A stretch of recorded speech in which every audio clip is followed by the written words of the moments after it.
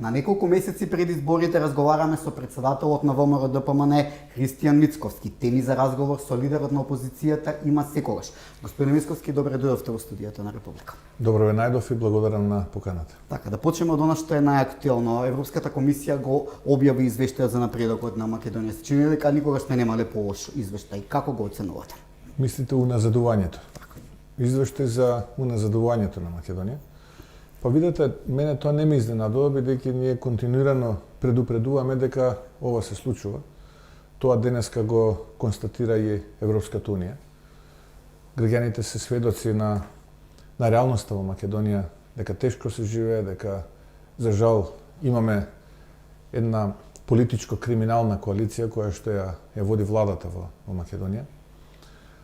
Инфлацијата руши рекорди, стандардот е низок, учениците во училиштата, еве ноември дојде, веќе ќе заврши уште малку и првото полугодие, се уште немаат добиени учебници. Македонското здравство го тресе скандалот кој што е резултат на канцер мафијата, на клиниката за радиологија и онкологија. Пензионерите протестираат, бидејќи пензиите не стигаат ниту за лекови, а камоли за нешто повеќе. Младите се селат, комплетна апатија, нема инвестиции, договорите и проектниот менеджмент е на најниско ниво, но за жал корупцијата и криминалот се во порасти и цвета. Зборувам и оној вистински криминал, и оној политичкиот криминал. И нема како тоа да не биде отсликано во еден ваков извештај за уназадување на Македонија, не за напредокот. И колку побрзо се случат парламентарните избори, толку побрзо Македонија ќе тргне и ќе зачекори на оние патеки во кои што сите ние очекуваме да чекори. Така, но се чини дека најголемите критики сте за борбата против корупцијата и партизираното судство. Па тоа го комуницираме и го испраќаме како порака веќе неколку години за окторираното обвинителство и судство. Се тоа на кое што се случува таму, рекордно ниската недоверба во партизираното и окторирано обвинителство и судство, кое што се мери во неколку проценти, позитивната зборувам доверба, и негативната, односно недовербата кон истото тоа окторирано обвинителство и судство руши рекорди. 70-80% е негативното мислење. Недовербата во системот, недовербата во правдата е практично основа на извештајот на Европската унија. Знаете вие, владењето на правото е оној прв и основен кластер, каде што треба да се види каков е напредокот. Така што навистина разочарувачки и не гледам никаква визија, ниту пак перспектива која што ја нуди ова влада на СДСМ и ДУИ. Се чини дека Европскиот фронт не бил толку европски. Па добро, тоа претпоставувам дека тие го користеа како пиар трик, мислејќи дека на тој начин ќе заведат дел од граѓаните во Македонија и на тој начин дека ќе добијат некаква милост од страна на меѓународната заедница. Од една страна потпишуваа договори кои што не се во можност да ги испорачаат, бидејќи се понижувачки. А од друга страна, додека тоа го правеа, со едната рака, со другата краде. И продолжуваат да крадат. И мислеа дека на тој начин ќе добијат милост, односно ќе добијат некако вид оправдување. Бидејќи, знаете, они се водеа од максимата дека сепак тоа што тие го прават на Македонија и на македонските граѓани е внатрешен проблем, а меѓународната заедница тоа не ја интересира толку колку што ја интересира тоа што го потпишуваат. Но не било така. Еве, овој извештај е доказ дека се мониторира, се наблюдува секој чекор на властите и би рекол дека дури има простор и за уште поголема критика, посебно во делот на злоупотреба на европското знаме, каде што на еден брутален начин се избегнуваат процедурите во рамките на парламентот. Таков еден случај беше и со измените во кривичниот законник, со кој што оваа влада на СДСМ и ДУИ се обидува да себе си се амнестира во периодот кога ќе биде. Но сакам вас да ви го накалеме тоа дека на ваше барање се измените на кривичниот закон. Па мислам дека не фати корен таа порака, тие се обидуваат и како што се обидуваат изминатите повеќе од 5 години да се што е нивна креација и измислица да ја залепат до мене. Сето тоа изминативе 5,5 години се распрсна како меур од сапуница, бидејќи нашата политика е подобро да биде тешко отколку да биде срамно. За жал тие одбраа за нив да биде срамно отколку тешко и мислат дека на овој начин ќе обезбедат за себе некаква амнестија откако ќе бидат во опозиција во тој период, но мислам дека залудно се надеваат, мислам дека ќе бидат озбилно разочарани. Така, друг актуелен скандал е поврзан со самитот на НАТО. Власта се обиде и таму да ќе изгледа со ангажирањето на возила од рентакар агенцијата за 900.000 евра. Мислите на самитот на ОПСЕ? Да, самитот на ОПСЕ, да. Да, тоа е уште еден момент кој што треба да се потенцира. Очекувавме тоа да биде промоција на главниот град, на Македонија како држава, но видовте дека и од тоа што треба да биде нешто убаво, тие претворија да истото тоа биде обременето со многу сомневање за сторен криминал. Нешто што чини на многу малку пари, тие го надплаќаат 4-5 пати повеќе. Ние направивме анализа набавка на 175 најлуксузни мерцедеси за 2 дена нечени повеќе од 1000 евра. Вкупно тоа е повеќе од 200, не е повеќе од 200.000 евра, до 900.000 има многу. Токму така, но не очекувам јас од овие во владата ништо повеќе, поготово сега кога се на неколку месеци од губење на фотелите, кои што за нив значат се, бидејќи без тие фотели се ништо. И не би ме изненадило ништо од овие луѓе во следниве неколку месеци, до формирањето на техничката влада, потоа и до формирањето на народната влада, владата која што ќе се избере народот. Така што мора да сме многу внимателни, бидејќи ќе се случуваат уште полоши работи. При неколку дена имавме отворање на музеј на Учука во селото Сопот. Дали дуи секогаш кога е соочен со пат на рейтингот посегнува по национални теми? Враќањето и реминисценција на некои национал романтични идеи од некои минати времења за дуи се секогаш можност да се обидат да го дефокусираат јавното мислење од реалните теми и реалните проблеми. Сега вие кога знаете дека Гостивар, Тетово, Кичево, Струга, Скопски Чаир се празнат, луѓето се иселуваат. И тоа многу повеќе се иселуваат отколку останатите граѓаните албанци. Кога гледате дека неколкумина од врхушката на ДУИ стануваат милионери, собственици на милионски имоти, без разлика дали се тоа движни или недвижни ствари. Кога гледате како располагаат во секојдневниот живот со многу моќ, со многу финанси, тогаш за да тоа го одбегнат, единствената работа која што ја прават е токму ова вие што кажавте, враќање и реминисценција на некои национал романтични времења. И на тој начин се обидуваат и ВМРО ДПМН, но и условно кажано другите албански политички субјекти да ги навлечат на терен во кој што тие се највешти. Но мислам дека македонската јавност и политичките партии се свесни за оваа груба манипулација, односно обид за груба манипулација и видовте дека тоа не фати корен. Еден ден траеше, другиот ден дури таа биста веќе ја снема и така натаму.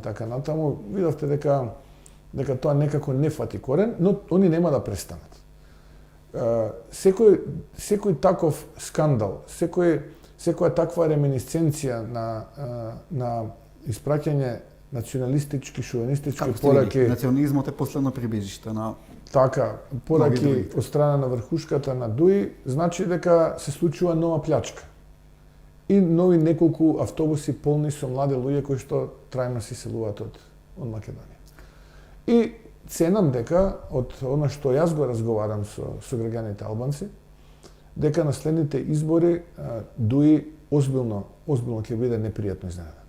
Така, од резултатот, мислам. Така. Пред неколку дена ја отворивте аферата Диво месо поврзана со клиниката за онкологија. Дали според вас свесно се случувало убиство со предумислево на онкологија? А од друга страна гледаме дека обвинителството се уште предметот е во предистражна постапка. Кој кого штити? Таму има неколку факти кои што до ден денеска никој не ги демонтираше.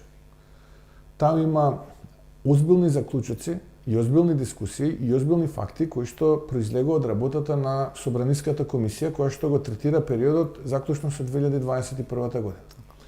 Тоа што јас го објавив во јавноста е извештај на Фондот за здравство кој што врши вореден инспекцијски надзор на јавните набавки и работењето на Министерството за здравство и Универзитетската клиника за радиологија и онкологија. Во Министерството за здравство воредно го мониторира периодот од 1 август 2021 година до 1 август 2023 година. Што би се рекло до речиси сега пред 2-3 месеци. А на Универзитетската клиника за радиологија и онкологија опфатен е периодот декември 22, јануари, февруари, март 23 година. И кога сето тоа ќе се анализира, доаѓаме до низа заклучоци кои што не наведуваат дека не само што не престанало она девијантно однесување на канцер мафијата, туку напротив тоа си продолжува. Во која смисла си продолжува? Не биле навремено испорачувани лекарствата кои што требало да бидат аплицирани на пациентите. И за тоа никој не сноси одговорност. Нема негативна референца кон дистрибутерите, кон веледрогериите. Често пати се создавани практично дефекти во системот, односно отсуство на соодветни медикаменти кои што требало да се аплицираат на оние на кои што им било тоа најмногу потребно. А тоа се пациентите корисници на тие терапии и тие морале, тие приватно да ја купуваат, знаете вие дека практично таа терапија која ќе почне не може да се прекине. Понатаму исто така е констатирано дека голем број на пациенти корисници врз основа на нивно барање, а извештај од специјалисти, субспецијалисти ја аплицирале таа терапија во други здравствени установи. Се постава прашањето, дали постои протокол според кој се дозволува да биде аплицирана терапијата во други здравствени установи. Нашите информации велат дека таков протокол на клиниката за радиологија и онкологија не постои. Дали транспортот на тие терапии е согласно договорот со дистрибутерот или веледрогеријата? Односно, дали транспортот на материјалот е на термички услови од 2 до 8 степени Целзиусови? Или пак можеби во торбичка се носени, или па можеби на друг начин. Дали вијалите, пакувањата, како доказ се носат во клиниката за радиологија и онкологија дека терапијата е аплицирана и кој стои позади таа апликација на таа терапија на пациентите. Дали вијалите каде што имаме пакување кој што е поголемо од потребите на пациентот се евидентирани како остаток и дали се аплицирани на други пациенти. Има многу прашања. И со сите овие, да речеме, докази, обвинителството се уште во предметот се уште во предистрага, да не не знаеме дали воопшто има предистрага.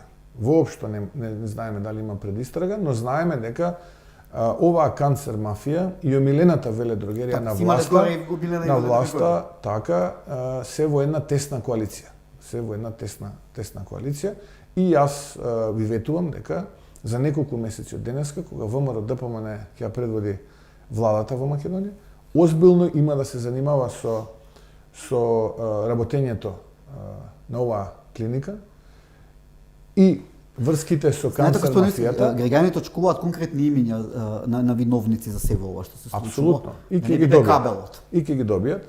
ги добијат. Но исто така верувате дека од свиркачи добиваме озбилни документи со индици, а некаде и докази, дека истото ова се повторува и реплицира на некои други клиники. Така што и во некои други здравствени установи низ Македонија. Така што ова е навистина грозоморен настан, ова е навистина преседан кој што мора да му се стави крај. И како што вие рековте, се согласувам со вас, потребни се имиња, мораме да го впериме прстот кон вистинските виновници. Не можеме да ги генерализираме работите. Знаете, најлесно е денеска да ги генерализираме работите. но јас познавам стотици, илјадници здравствени работници кои што навистина си ја почитуваат професијата, се грижат за здравјето на пациентите и така натаму и така натаму. И не можеме сите тие да ги генерализираме на сметка на неколкумина кои што се сојузници на оваа канцер мафија. Така, да позборуваме сега за изборите. Македонија се наоѓа пред избори без разлика дали тие ќе бидат предвремени или редовни. Прво да ја прашам за председателските избори. Имате ли избрано профил за иден председател на државата? Во јавноста веќе се споменуваат неколку имиња. Профил е едно, имиња се друго. Профил јасно дека треба да биде човек со интегритет, човек патриот кој што си ја љуби својата татковина, човек кој што ќе обединува, а не разединува, ќе се грижи за интересите на Македонија, ќе се грижи за идентитетот на македонскиот народ, чија што единствена матична држава е Македонија, личност која што ќе биде посветена, работлива, честна и личност која што според мене на следните избори ќе добие акламативна поддршка од сите гласачи кои што се условно кажано антивладени. Тоа би рекол еден профил кој што ценам дека ВМРО-ДПМН Препознавате некој таков? Ќе го избере. Што се однесува пак сега до анкетите и до мерењето на јавното мислење, ние препознавме многу профили на луѓе кои што се слични на овој профил и ги мериме, ги анализираме. Нормално бројката почна и беше многу поголема, сега е веќе компресирана таа бројка, би рекол станува збор за 5-6 кандидати кои што ги анализираме и генерално после овие анализи ќе имаме како партија јасна слика каков е капацитетот и што можеме да очекуваме на следните избори. Но знаете, сепак ние сме демократска партија и согласно статутот на партијата ние ќе имаме оглас. Огласот ќе ги дефинира правилата на учество на конвенцијата на ВМРО-ДПМН, каде што делегатите на таа конвенција повеќе од 500 мислам. Биде онака демократски како што беше во Струга, кога се бираше ќе може секој да се пријави и нормално тие делегати да одлучат сега. Ние тоа што го мериме е одвоен процес од ова кое што ќе се случи согласно статутот. Не можете вие да ги спречите оние луѓе кои што ќе ги исполнат условите согласно огласот да се кандидираат. Но со мерењето ние ќе имаме јасна представа отприлика каков е потенцијалот на луѓето ако се пријават на таа конвенција. Можеби ние мериме некои луѓе кои што воопшто и нема да се пријават на таа конвенција. Така што ќе имаме отприлика јасна слика што можеме да очекуваме. Тоа би се случило некаде таму втората половина на јануари, првата половина на февруари и ценам дека ВМРО-ДПМН на таа конвенција ќе го избере како личност следниот председател на Македонија. Така, последните анкети покажуваат голема предност на ВМРО-ДПМН. Се согласувате ли дека овие избори ќе бидат не околу победникот на изборите, туку да се намали, туку ќе сака власта да ја намали разликата во однос на опозицијата? Како председател на ВМРО-ДПМН изминативе, еве сега би рекол во декември веќе 6 години, на крајот од декември, го одбрав патот кој што го споменав на почетокот од ова денешно интервју. Подобро да биде тешко, отколку да биде срамно. И кога изминативе години ВМРО-ДПМН го предводев и коалицијата во изборните трки, имаше различни емоции и различни очекувања. Ако никој не очекуваше 2019-та на председателските избори да постигнеме маркантен и значаен резултат, дека ВМРО е распадната партија, дека партија која што предстоеше опасност да биде, би рекол, избришена од регистарот на политички партии, бевме озбилно конкурентни. Резултатот во првиот круг помеѓу професорот Силјановска и Стео Пендаровски беше изедначен, околу 320.000 гласа. И во вториот круг, потоа знаете, се случува на инженеринг, кога верски лидери се вклучија во целата кампања, во текот на изборниот ден се повикуваа гласачите да излагаат на изборните места, некаде имаше констатирано големи неправилности но сепак успеавме да го зголемиме историски потенцијалот до 380.000 гласа. Потоа дојдоа оние корона избори, каде што имаше голема злоупотреба, но сепак ВМРО-ДПМН ја има најголемата пратеничка група во парламентот, па се до оние локални избори кога бевме според општата јавност, би рекол, аутсайдери и дека се очекуваше, нели, а такви беа и најавите од Зоран Заев тогаш дека ќе не прегазат, па најавуваше бројки во првиот круг 22 градоначалника, дали ВМРО ќе има 5 или 6 и така натаму, па се случи спротивно. ВМРО-ДПМН освои историска победа, која што никогаш не се случила во минатото заедно со коалицијата, од позиција на опозиција освои мнозинство градоначалници во Македонија. Денеска да, улогата на фаворит на следните избори ја прифаќам, ја има ВМРО-ДПМН, но многу сум внимателен во делот на бројки и очекувања, затоа што не би сакал да ги подкреваме очекувањата, па да се создаде на летаргија и апатија во општеството, од мојот ли глас зависи, секако ВМРО-ДПМН победува. Не, ние треба да имаме сега кампања во која што ќе ги повикаме граѓаните на мобилизација, на масовност на следните избори. Потребна е голема излезност. Да излезат и да гласаат, затоа што следните избори се референдумско изјаснување. Од една страна е ВМРО-ДПМН и коалицијата, која што ја нуди својата програма и визија за Македонија, и од друга страна ги имате вие оваа влада, без разлика дали ќе настапи обединета или ќе одат посебни листи СДСМ и ДУИ, но генерално таму ги знаете кои се пријаниците. Ковачевски, Ахмети, Зечевич, Груби, Османи, Маричич, тоа е понудата која што е од едната страна и од другата страна е ВМРО-ДПМН. Да, може да се профилира определена структура, некоја условно кажано трета опција, која што денеска е условно кажано опозиција на опозицијата, која што се обидува на тој начин преку одреден вид измеќарење кон владата да нанесе штета на ВМРО-ДПМН, но мислам ги подценуваат граѓаните и нема да успеат, така што ценам дека нашата кампања и нашата порака треба да биде благодариме на довербата, ја прифаќаме улогата на фаворити, но ве молиме немојте да влеземе во состојба на летаргија, ни треба масовност, ни треба мобилизација, ни треба 61 пратеник во парламентот за трансформација на Македонија, бидејќи ова нема да биде влада која што ќе менаџира процеси и која што ќе направи тука реформа, таму реформа и со тоа ќе се задоволуваме. Не, следната влада мора да ја трансформира Македонија. А за тоа треба крупни чекори, за крупни чекори реформи ни требаат крупни бројки во парламентот. Затоа мора да имаме голема мобилизација и масовност на следните избори. Спомнавте за вашата кампања. Каква кампања очекувате да води СДСМ? Имаат ли што да им понудат на граѓаните? Па очекувам, имајќи предвид кои све работи за нив во делот на комуникација, конфузни пораки и многу негативна црна кампања. ВМРО-ДПМН ќе води една позитивна кампања која што ќе нуди иднина, кампања која што ќе се темели на проекти, политики, реформи и, како што кажав, трансформација на Македонија. Така, дали на овие избори ќе се стави крај на владењето на ДУИ и конечно ќе заминат во опозиција? Па јас сум убеден, тоа го кажав и на почетокот од ова интервју, дека очекувам следните избори ДУИ да биде многу непријатно изненадено од бројот на освоени гласови и пратеници во македонскиот парламент. Дали нема да коалицирате со ДУИ дури ако тие имаат најголем број на пратеници од албанските партии? Ова раководство на ДУИ и дел од луѓето кои што се дел од раководството на ДУИ се сериозно, според индициите, информациите и доказите кои што ги имаме ние, длабоко вплеткани во криминал.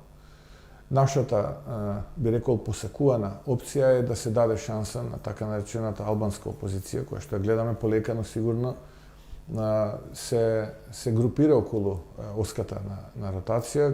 Видовме пред некој ден обединување и окрупнување на таа опозиција и ценам дека треба да и се даде шанса на ДУИ да помине во опозиција одреден период, да се реструктурира, да се освежи со нови идеи, Бидејќи гледате како малце збунуваат со пораките од онаа зелена агенда пред една година. Еќе нема зелена, никој Сега не го наеднаш почнавме споменици,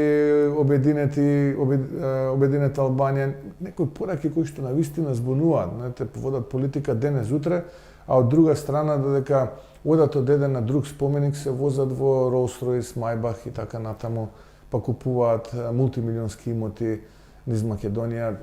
Пораката не е добра, малце е збунувачка. Значи мајскиот договор е дефинитивно мртав, што токму Дуи го прекрши. Тоа е одамна завршена работа, уште во Се чини дека Дуи го се повикуваат на него само кога ќе им одговара. Не, нема такви договори. Така, на минатото интервју за Република споменавте дека ќе се кандидирате за една од листите. Сега можете ли да откриете во која изборна единица размислувате да бидете носител? Па видите, јас сум роден во Скопје, тука сум израснат, живеам во општина Карпош.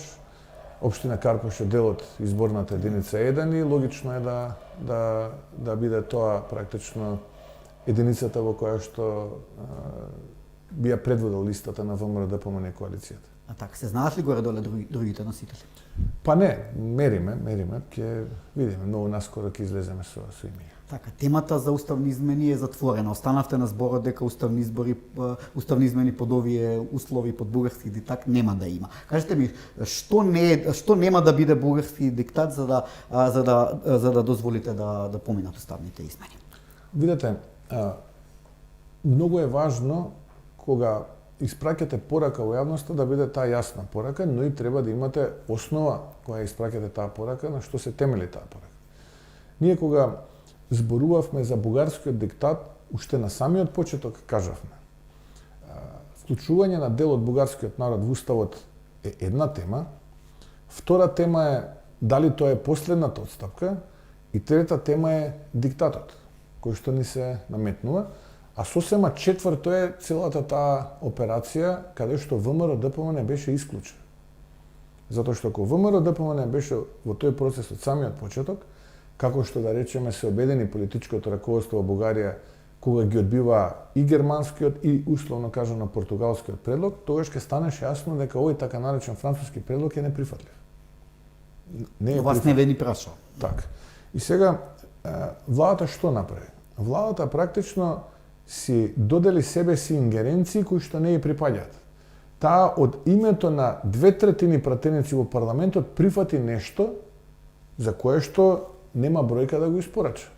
Како вели Ковачевски, владата не зависи од 2/3, таа се бира со 61.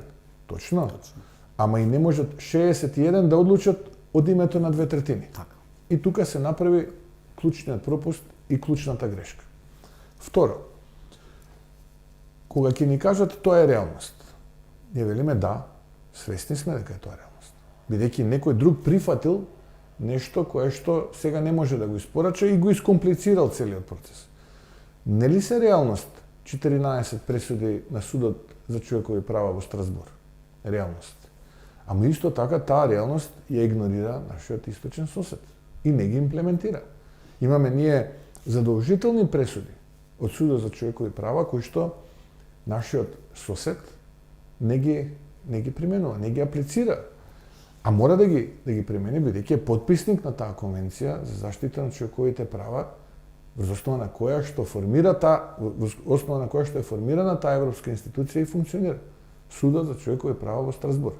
Сега, вас ви велат, не можете да игнорирате реалноста, тоа е, а од друга страна, на овие им дозволуваат да ја игнорира реалноста, земја членка на Европска Унија, да игнорира реалност на европска институција. Како ние да веруваме како дека утре повторно нема да ни се случи повторно некое ново вето од страна на нашиот источен сосед за некаква друга банална глупавост или ситница. Знаете, потребни ни се писмени гаранции дека ова ќе биде последното барање на Бугарија кој е надвор од копенхашките критериуми. Иначе да не речеме за судство нема никаква гаранција дека не може некоја друга членка да не блокира. Но она што се однесува на надвор од копенхашките критериуми да нема нови блокади од страна на Бугарија. И знаете, затоа ние нудевме решение. Рековме, хрватскиот модел, добре, еве го прифаќаме хрватскиот. Чекај сега. Си го земате само тоа што им одговара. Да, не може. Добро. Викаме, добро, тогаш, ајде вака да направиме.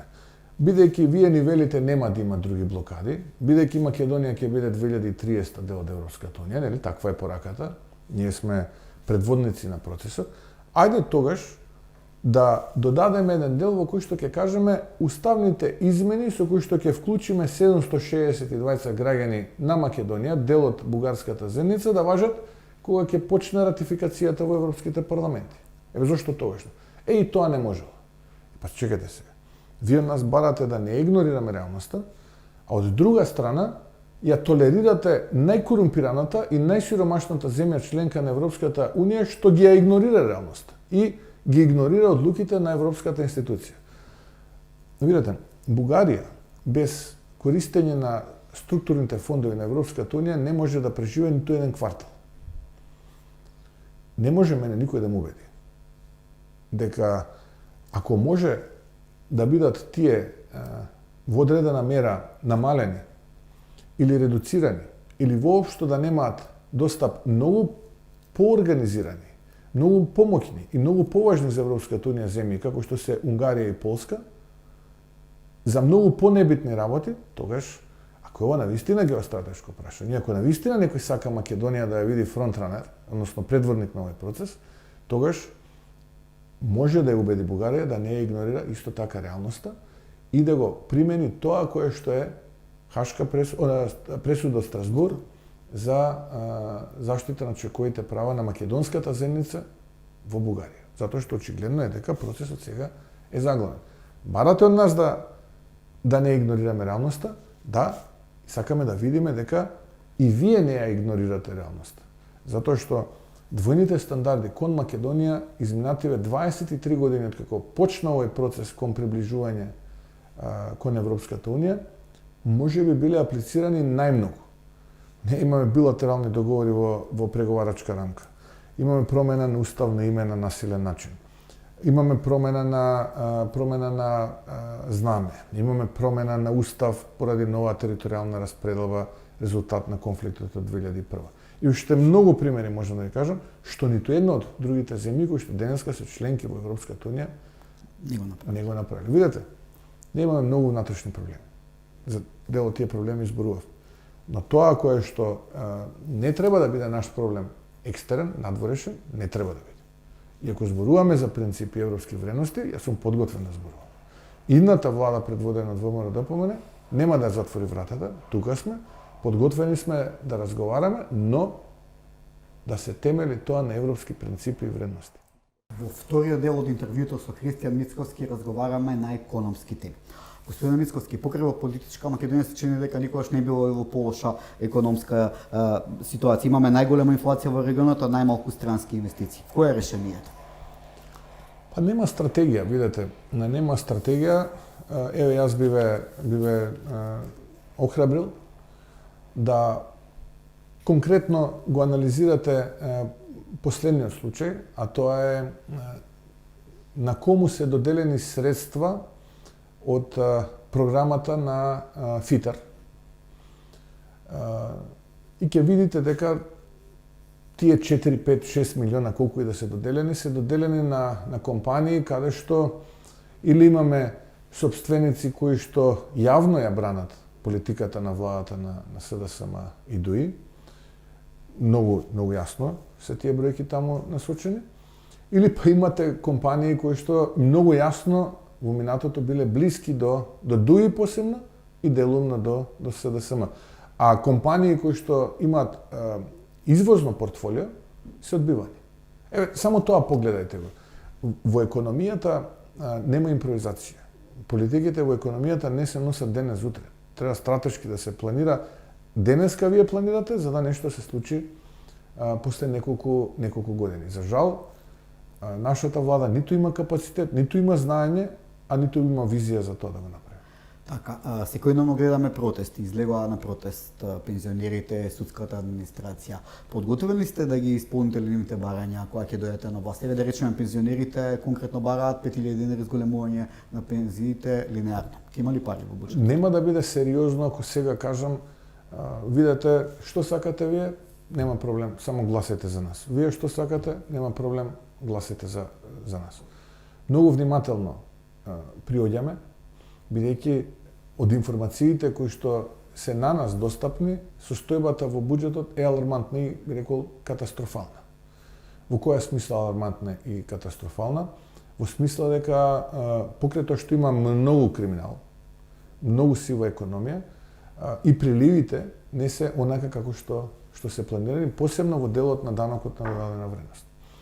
Но секако можам да ветам дека ќе биде многу поправично и многу по-фер за сите целни групи. За сите, буквално, и за јавната администрација, и за вработените во судовите, и за пензионерите, и за младите, и за бизнисмените, и за земјоделците, и за медицинските работници, и за работниците во Министерството за внатрешни работи, и за војниците.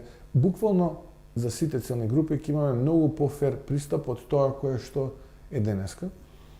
Но мораме најпрво да имаме јасни параметри. Во моментот имаме само индици и информации. Кога ќе ги видиме тие параметри, тогаш можеме да кажеме и ќе излеземе во јавност и ќе кажеме врз основа на овие параметри, ова можете од нас да го очекувате и нека не држа за збор.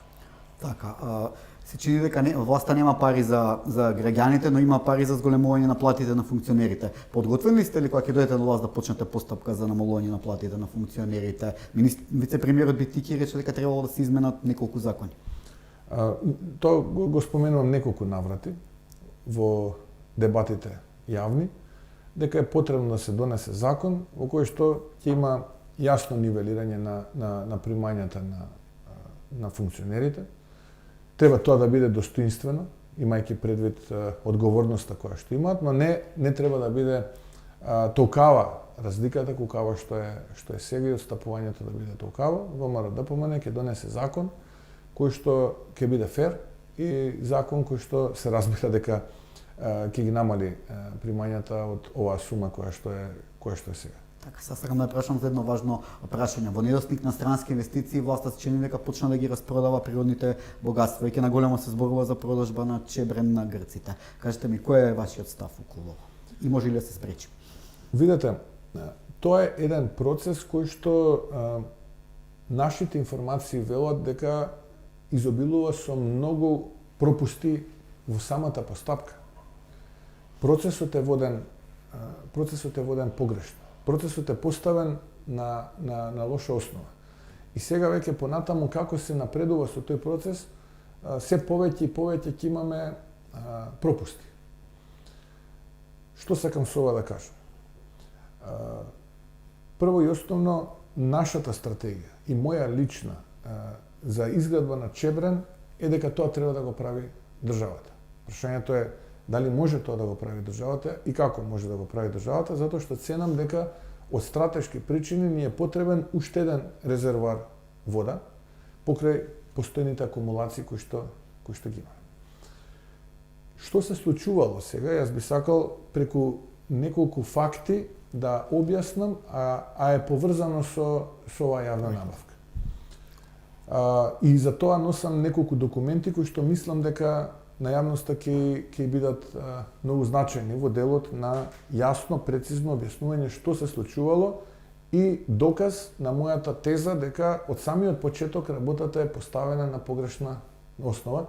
И јас сум загрижен, бидејќи очекувам да ја предводиме како ВМРО ДПМН следната влада и дека овој процес ќе ни биде оставен во наследство, ќе треба да го менаџираме. Не сакам потоа да бидеме обвинети дека напуштаме или прекинуваме постапка која што е почната, стратешка и така натаму и така натаму. Во име на тоа сакам да презентирам неколку факти кои што ценам дека представуваат лоша основа за самиот процес. Имено, овој документ кој што сега ќе го поставам, ќе го представам е практично службен весник од 17 јануари 2020 година, број 13. Во овој службен весник е објавена одлуката за започнување на постапка за доделување концесија за изградба на проектот Чебрен. И во овој службен весник е дефинирана процедурата и условите кои што ги донела владата кога премиер бил Зоран Заев на седница одржана на 24 декември 19. Се објавува на 17 јануари 2020 година. Тоа е овој документ, односно службен весник број 13. Одлука за отпочнување на постапка донесена од владата предводена од Зоран Заев 24 декември 2019, објавена во службен весник број 13 на 17 јануари 2020 година, каде што се дефинираат правилата на игра. Во членот 5 од оваа одлука за отпочнување на постапка се дефинирани обврските кои што ги превзема државата. И вели, во членот 5, став 3, вели дека државата на компанијата која што ќе добие оваа набавка, ќе биде најдобар понудувач, ќе ја отстапи хидроцентралата Тиквеш, која што сега функционира на Црна река, позната во јавноста како Тиквешко езеро, 3 месеци по датумот на старт на изградбата на хидроцентралата Чебар. Значи, 3 месеци по датумот на старт на изградбата. Почнува да се гради, 3 месеци потоа го добива Тиквеш. Потоа треба да изгради 400 киловолтна трафостаница Маријово, каде што ќе се поврзе хидроцентралата, ќе направи експроприација на земјиштето, ќе изгради пристапни патишта до локацијата и, бидејќи овој концепт е сложен, е така наречена реверзибилна хидроцентрала, ќе обезбеди ноќни вишоци на струја, со која помалата хидроцентрала Орлов камен навечер ќе враќа водата повторно во Чебрен и ќе може неколку пати истата вода да се користи преку ден за производство на електрична енергија. И тоа се условите кои што ги дефинира оваа одлука. Одиме сега понатаму. Овој документ, број 2, што ќе го покажам, е одлука која што ја носи техничката влада на Спасовски во февруари, 4 февруари 2020 година. Значи сега веќе имаме техничка влада, носи одлука на 4 февруари 2020 година. Тоа е одлука за изменување на одлуката која што ја носи владата на Зоран Заев. И истата ова одлука е објавена во службен весник број 33 од 10 февруари 2020 година. Што вели оваа одлука? Оваа одлука вели дека членот 5, ставот 3, кој што ги опфаќа овие услови за кои што зборував, Тиквеш, експроприација, пристапни патишта и така натаму, се брише. Значи, тој член, став 3, повеќе не постои. Владата на Спасовски брише одлука на владата на Заев. Делови од одлука на владата на Заев. И тоа го објавува во службен весник број 33, кој што е објавен на 10 февруари 2020 година. Внимавајте понатаму. Ова е документ број 4. Ова е текстот на јавниот повик со кој што се покануваат компаниите да учествуваат на предквалификација од 17 јануари. Значи, отприлика 2 недели откако владата на Спасовски ја модифицира одлуката на владата на Заев. И повторно магично се појавува ексклузивното право да ја управува и одржува ХЕЦ Тиквеш, сега внимавајте, 3 месеци по започнување со работа на ХЕЦ Чебрен. Значи се повикуваат на поништената одлука. Ама модифицирана. Модифицирана. Како модифицирана? Поништената одлука вели ќе му ја отстапиме на добитникот ХЕЦ Тиквеш 3 месеци откако ќе почне градбата. А во повикот повторно се појавува ХЕЦ Тиквеш, но 3 месеци откако ќе биде завршена градбата. Тоа е голема разлика. Голема разлика, отприлика ако таа градба трае 6 години, а ХЕЦ Тиквеш произведува отприлика од 140-150 илјади мегават часови, пазарната цена е некаде околу 120 мегават часови, но таа е, внимавајте, пикова енергија, таа е уште поскапа, еве да речеме 120 евра мегават сат, помножено со 6 години ние добиваме сума од 100 милиони евра. Но што е важно? Помеѓу овој јавен повик, одлуката на Заев е одлуката на Спасовски да брише делови од одлуката на Заев за отпочнување на поставка. И се објавува јавниот повик, каде што повторно се појавува Хец Тиквеш, кој што не би требало да се појави, бидејќи веќе е избришен од страна на владата која што ја предводи Оливер Спасовски 2 недели претходно. Ова е документ пред. Ова е документ пред записник од седницата на владата, одржана на 14 септември 23 година, во која што се избира 3 години сега и нешто, 3 години 10 месеци или 3,5 години потоа, се извинам, се носи одлука каде што се избира најповолен понудувач. Така е дојдено до грците. Да, и така е дојдено до компанијата која што во јавноста кај нас е позната како PPC Archirodon Group, односно грчкото електростопанство. Еве таа одлука. Владата во таа одлука, овој документ број 6, се повикува на службен весник број 13 и број 33. Тоа се двата службени весници, каде што еднашка ја дава Тиквеш 3 месеци откако ќе почне градбата, а вториот пат ја брише. Че се појава. Еве. И тука не завршува се. Откако ја добива оваа одлука компанијата добитник, на 16.10. оваа година, 2023, вложува жалба до Министерството за животна средина и просторно планирање, носител на јавната набавка, и вели дека членовите 5, 6, 8 и 10 од оваа одлука се спротивни на тендерската документација на која што тие учествуваат. Сметате дека грците се на некој начин измамени? Па јас сметам, не знам дали ова намерно направено. Не знам дали ова од незнаење направено или од некои други причини, но предупредувам дека овој процес, ваков каков што е, како што сега го анализираме овде во вашата емисија, е поставен на погрешна основа. Едно дрво погрешно засадено, погрешно ќе израти. Предупредувам, бидејќи имаме право, како потенцијална идна влада, да бидеме загрижени дека ова може да не доведе во една многу сложена ситуација. И ги повикувам институциите, вклучително и потенцијалниот инвеститор, да седнат и да го разјаснат ова на јавноста.